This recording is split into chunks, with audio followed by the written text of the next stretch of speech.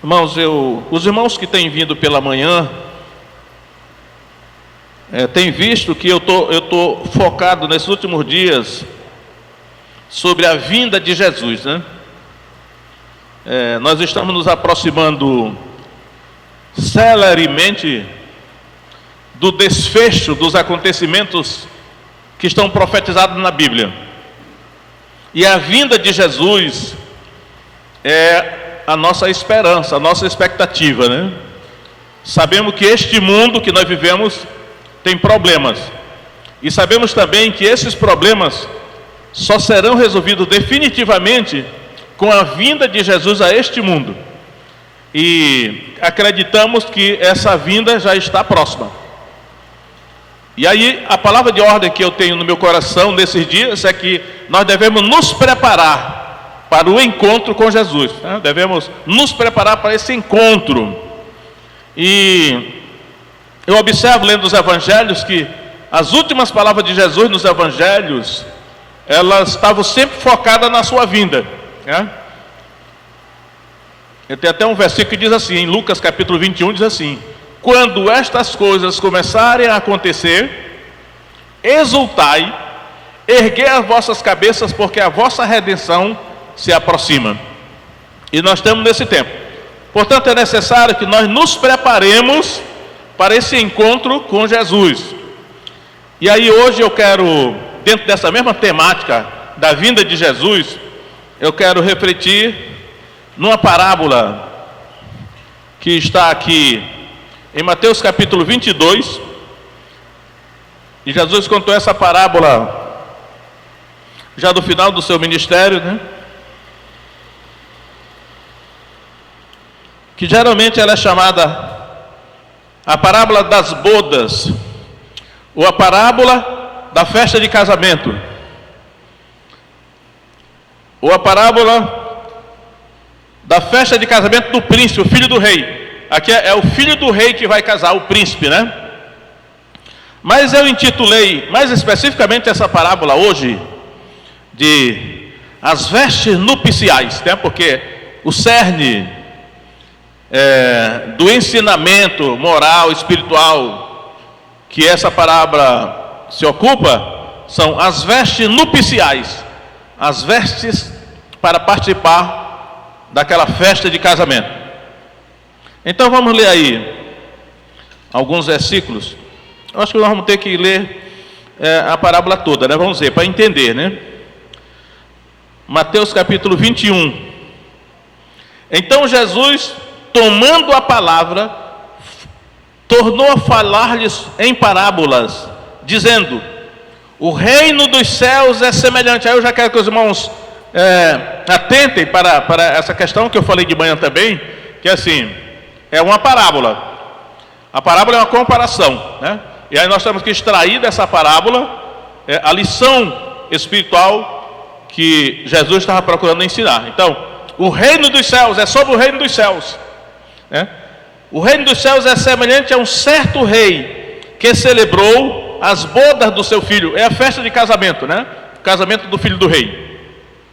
E enviou os seus servos a chamar os convidados para as bodas, mas estes não quiseram vir. Vamos vendo aí, né? Depois enviou outros servos dizendo: dizei aos convidados: eis que tenho o meu jantar preparado, os meus bois e cevados já mortos, tudo já está pronto, vinde às bodas, a festa de casamento, o jantar da festa de casamento. Eles, porém, não fazendo caso, foram um para o seu campo, outro para o seu comércio. E outros, apoderando-se dos servos, os ultrajaram e mataram. Então, irmãos, já que aplicando já diretamente essa parábola, a festa de casamento do filho do rei é o evangelho.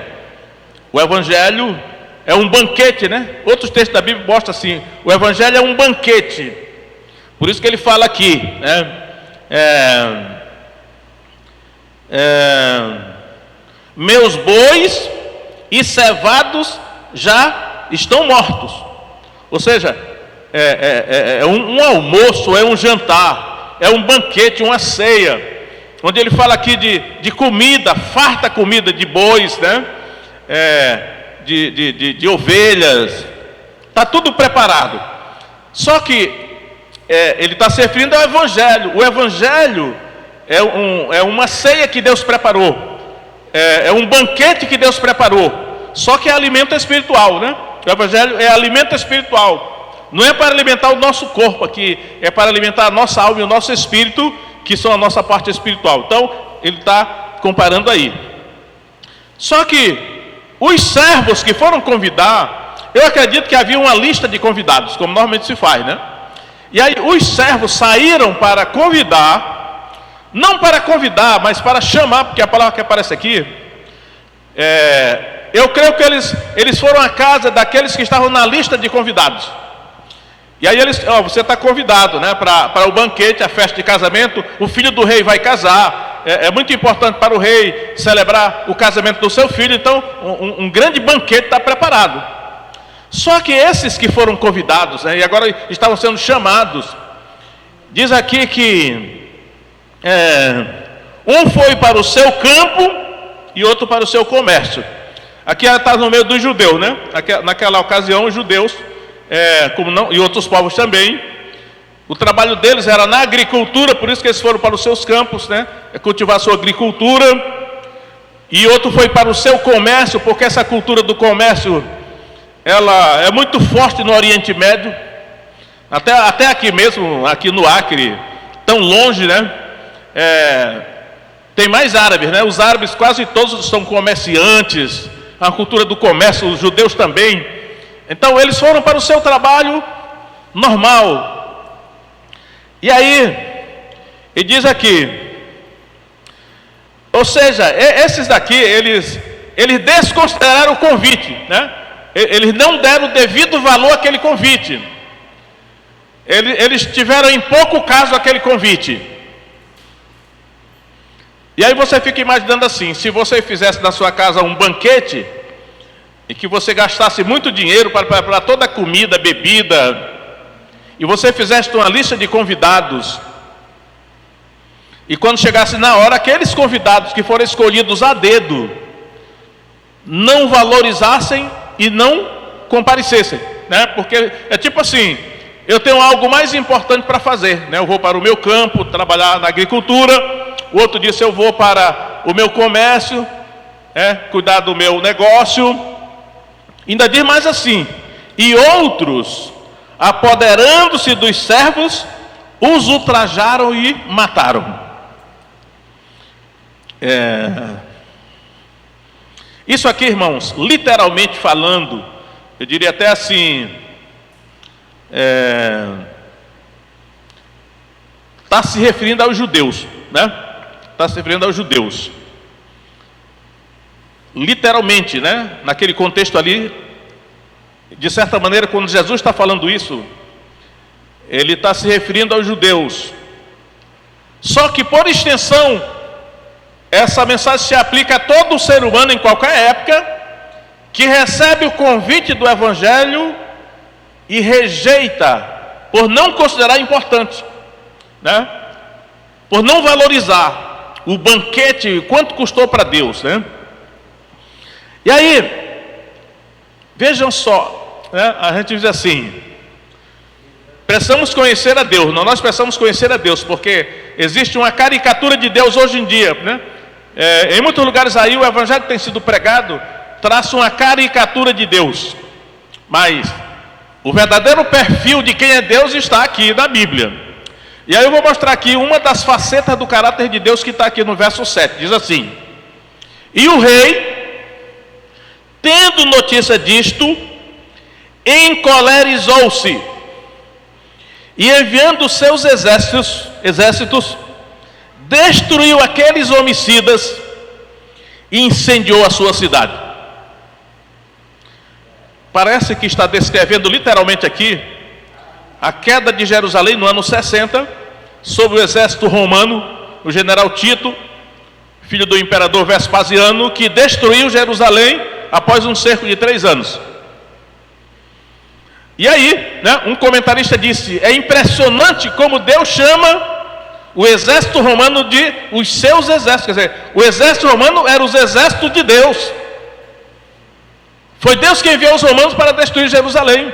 Foi Deus que enviou os romanos para Deus se vingar da rejeição que havia sido feita, né, por parte daqueles judeus contemporâneos. Os judeus de hoje não têm culpa disso, né, porque hoje tanto judeus como gentios estão em pé de igualdade diante do Evangelho, que na medida que recebe o convite, a atitude que nós demonstramos de rejeitar ou de fazer pouco caso do convite de Deus, do banquete que Ele preparou, causa uma ofensa a Deus, que pode ter essas consequências.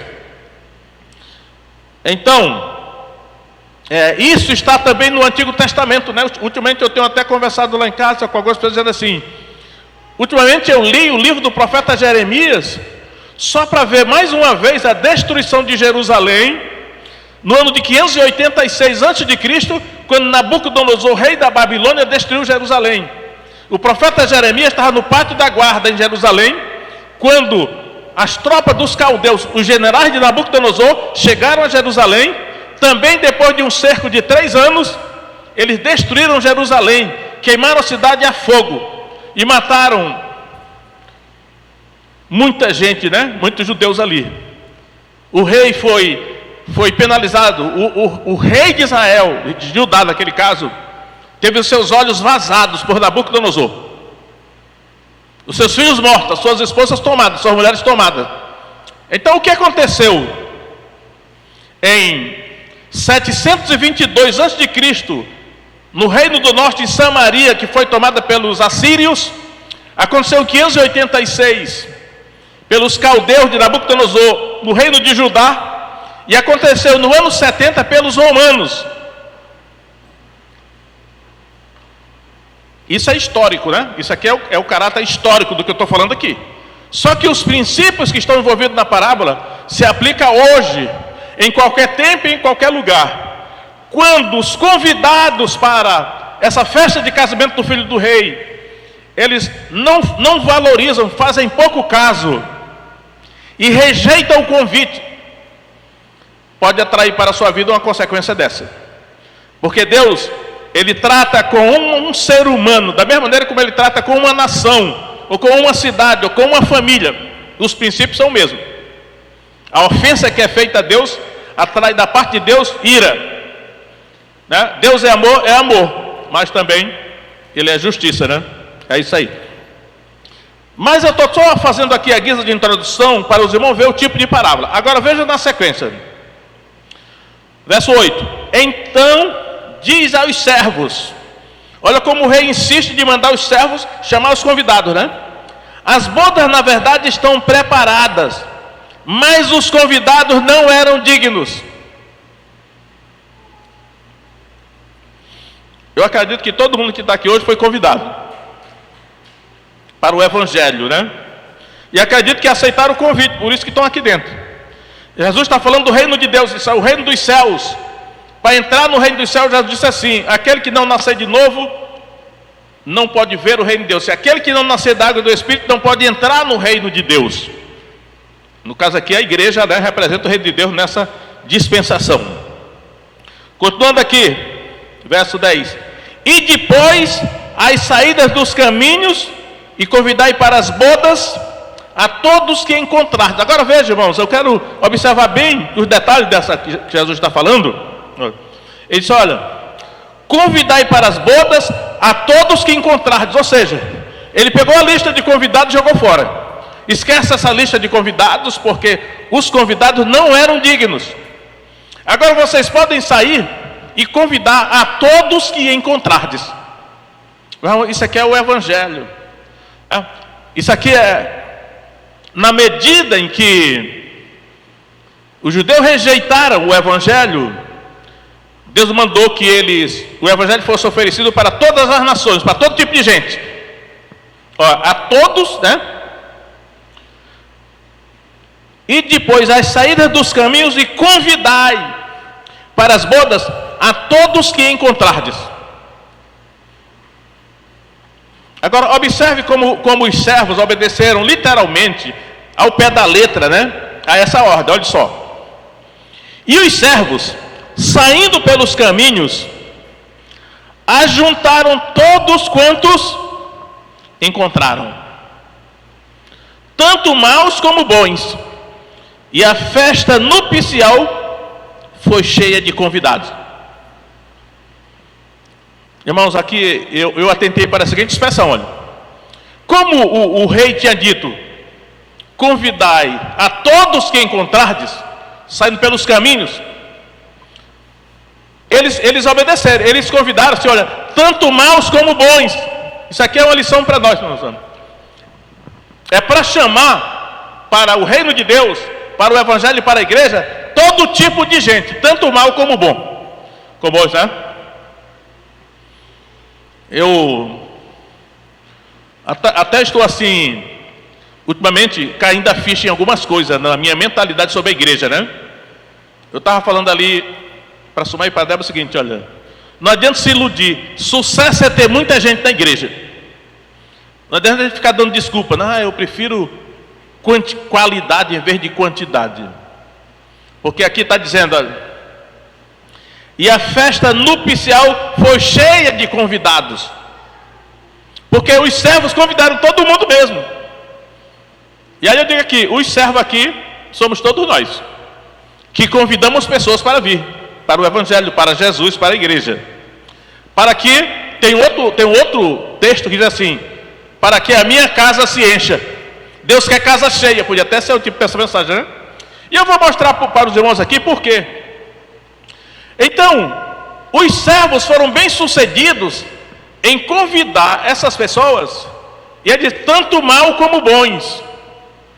Assim, mas aquela pessoa é má, pode ser a pior pessoa do mundo, está convidado. Deus convidou para o banquete. Aquela pessoa é boa, está convidado também. Então, a igreja é constituída, irmãos, olha só, por gente boa e gente ruim. Isso agora eu estou vendo que está por todo lugar do Novo Testamento. A parábola do joio e do trigo, ela é só sobre isso. Tem gente boa e gente ruim dentro da igreja. Ainda tem mais uma coisa, não é competência nossa dizer quem é bom e quem é mau, porque nós não sabemos. Porque só Deus olha para o coração. Nós até podemos olhar para o comportamento, nós podemos até nos enganar, né? Mas o certo é, tanto maus como bons estão dentro da igreja. Deixa dentro da igreja, gente boa, gente ruim, esse é o certo. A igreja, ela tem uma composição heterogênea, e não é competência nossa dizer quem é bom e quem é mau, porque Deus mandou convidar todos. Agora, aí veio o que aqui da questão? Observe o que vai acontecer.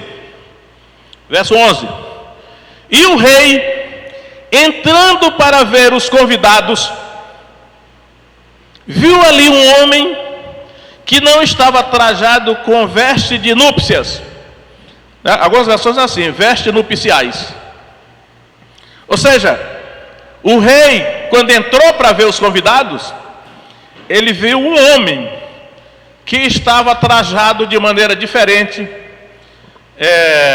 As vestes deles eram diferentes, porque seguindo aquele protocolo que antigamente havia aqui em Rio Branco, talvez em outros lugares também, que alguns bailes, né, tinha um tipo de roupa. Olha, você foi convidado para esse baile, mas as mulheres é vestido de gala, os homens é de smoking, e toda aquela coisa, né? Tinha um tipo de vestimento. Então, aquele baile do Havaí, não sei aonde, olha, os homens trazem não sei o que, esporte, as mulheres trazem não sei o que. Quer dizer, era especificado o tipo de roupa que a pessoa deveria usar para aquele tipo de acontecimento social.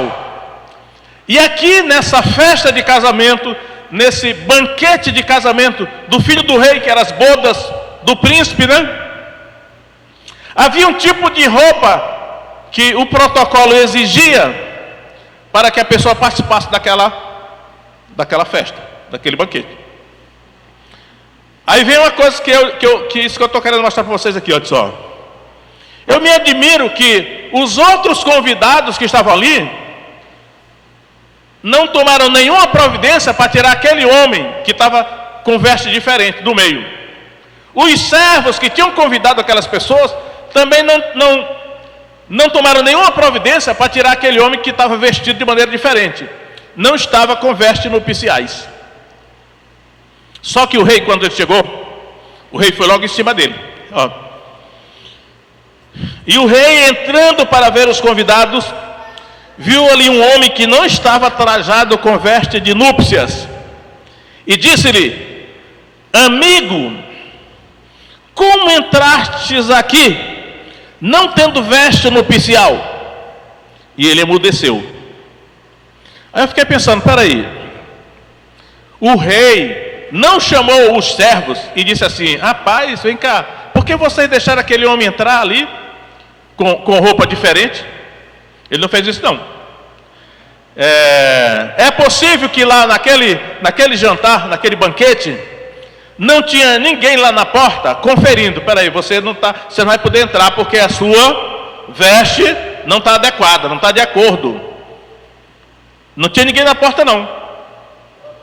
Entrou todo mundo, do jeito que estava.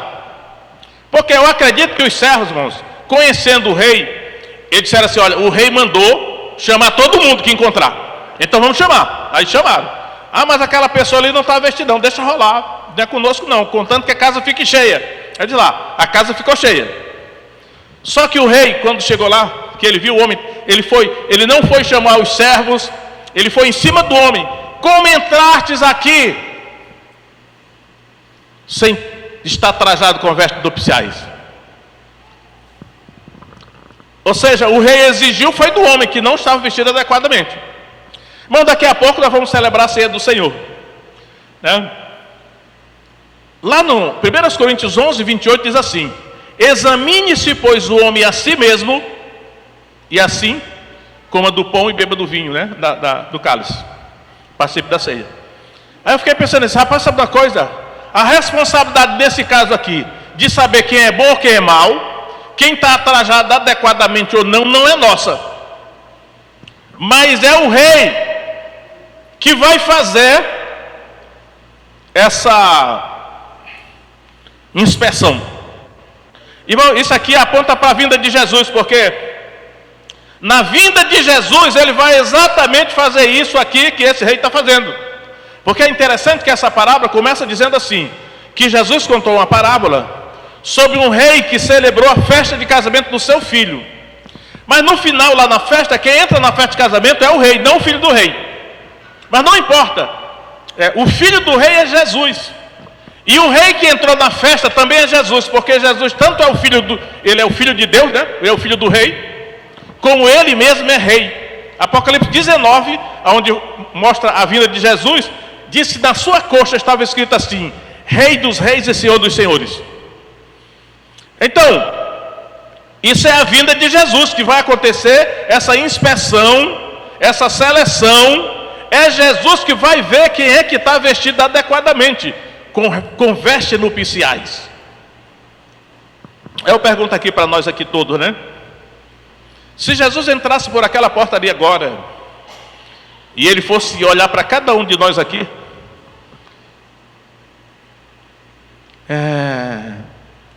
será que ele descobriria alguém que não está trajado adequadamente?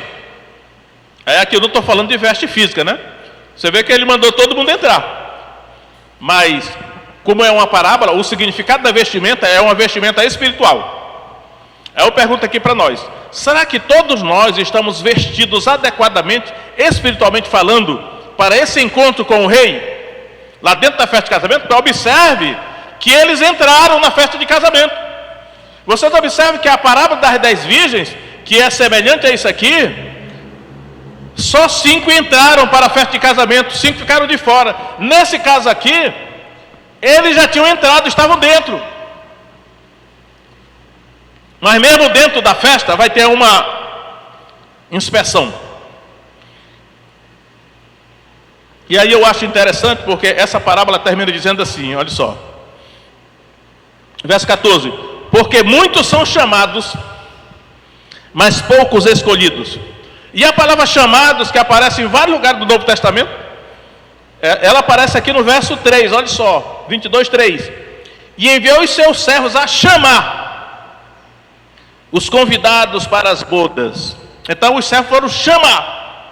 E aí quando Jesus termina a parábola dizendo assim: muitos são chamados, mas poucos escolhidos. Aí a aplicação é essa, olha. Quem chama as pessoas para a igreja, para o reino de Deus, somos nós.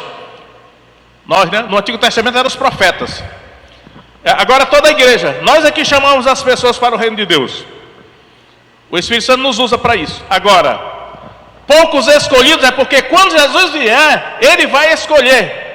Dentre os chamados, quem são aqueles que estão vestidos adequadamente, ou seja, com vestes nupciais. Aí vem o tema da minha mensagem hoje, vestes nupciais. Só que para nos preparar para isso, nós precisamos saber o que são vestes nupciais, espiritualmente falando. E aqui agora eu vou revelar para os irmãos o que são vestes espirituais, né? Abra sua Bíblia em Apocalipse 19, onde exatamente está falando da vinda de Jesus. E fala também das bodas do Cordeiro. Lá está falando das bodas do Cordeiro. E aqui é as bodas do Filho do Rei. O Cordeiro é o Filho do Rei, que é Jesus, né? Então vejam, Apocalipse 19, 7. Regozijemo-nos, alegremo-nos e demos-lhe glória, porque vindas são as bodas do Cordeiro, e já a sua noiva se aprontou. Você vê que aqui está falando então vejam, da noiva, que na parábola das 10 virgens, representado pelas 10 virgens, né? Agora vejam o verso 8. Regozijemo-nos, e foi-lhe dado que se vestisse de linho fino, glória, puro e resplandecente, porque vindas são as bodas porque o linho do fino são e já a sua justiça dos santos. Se aprontou. Bom, você vê que aqui está falando a veste apropriada para participar do banquete, da festa de casamento do Filho do Rei. Agora veja o verso 8. São vestes de linho fino, branco, e foi-lhe dado é um linho fino, branco, que brilha, de tão branco que são as vestes brancas. Agora, aqui em Apocalipse, ele está dando a chave da interpretação. Ele está dizendo aqui: o linho fino são os atos de justiça dos santos. Aqui na minha versão está assim: são as justiças dos santos. Aí vamos ver, o que será a justiça dos santos? A Bíblia, o quebra-cabeça da interpretação, né? Só o Espírito Santo pode nos dar a revelação. Vamos voltar agora para Mateus capítulo 5. Irmão, veja só. Mateus, guarda a palavrinha, justiça. O linho fino são as justiças dos santos. Mateus 5, verso 20. Diz assim: agora Jesus está falando para os seus discípulos: porque vos digo que se a vossa justiça não exceder a dos escribas e fariseus, de modo nenhum entrareis no reino dos céus. Aqui, entrar no reino dos céus aqui é o mesmo tema lá da parábola da festa de casamento, que é para entrar no reino. E quando Jesus fala assim para os seus discípulos: se a justiça de vocês não exceder, não for maior, a figura aqui é assim, é um vaso transbordando, ele enche d'água até transbordar. Ou seja, se a justiça de vocês não for maior, transbordar pelas beiras, do que a dos escribas e fariseus. Quem eram os escribas e fariseus? Os mestres de Israel, os pastores de Israel. Aí Jesus está dizendo: olha, a justiça de vocês tem que ser maior do que a dos vossos mestres, a dos escribas e fariseus. E aí, nós vamos agora para o capítulo 6 de Mateus, verso 1. Vejam só. E aqui eu vou fazer uma correção aqui, né? Mateus 6, 1. Guardai-vos de fazer a vossa justiça. Quem tiver aí esmola na sua Bíblia, a palavra esmola, pode corrigir, porque no original está justiça, olha. Guardai-vos de fazer a vossa justiça diante dos homens, para ser visto por eles. Aliás, não tereis galardão junto de vosso Pai que está nos céus. Ou seja, irmãos, as vestes nupciais que aquele homem não estava usando dentro da reunião são os atos de justiça dos santos, ou seja, são a justiça dos santos. E aí Jesus vai dizer assim: a justiça de vocês deve ser maior do que a dos escribas e fariseus, para vocês poderem entrar no reino. E aí, na sequência de Mateus capítulo 6, Jesus vai citar 3 tipos de justiça que os líderes de Israel praticavam, os escribas e fariseus, e que os discípulos deveriam fazer mais do que isso.